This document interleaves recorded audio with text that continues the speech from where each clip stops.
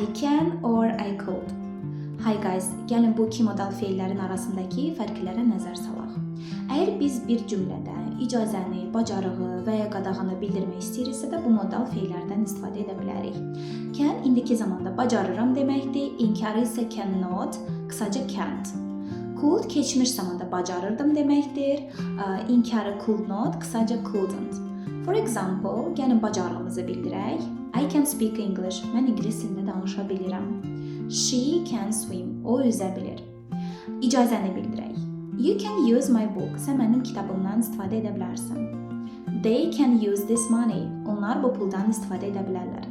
Qadağanı bildirsək, you can't go there, sən ora gedə bilməzsən. Və yaxud daha uzun bir cümlə, for example, he can be a doctor because he doesn't have any knowledge. O həkim ola bilməz, çünki onun yetərincə biliyi yoxdur. Can və could arasındakı ən böyük fərqlərdən də biri odur ki, can qeyri-formal danışıqdır, could isə formal danışıqdır. Siz bir insandan kömək istəyirsiniz və siz bunu iki cürə deyə bilərsiniz. Can you help me? Qeyri-formal. Could you help me? Daha formal. Bir restorandasınız və çay sifariş etmək istəyirsiniz. Can I have a cup of tea please yerinə could I have a cup of tea please desəniz daha məsləhətdir. Çünki could formal və daha kübar səslənir. Təşəkkür edirəm.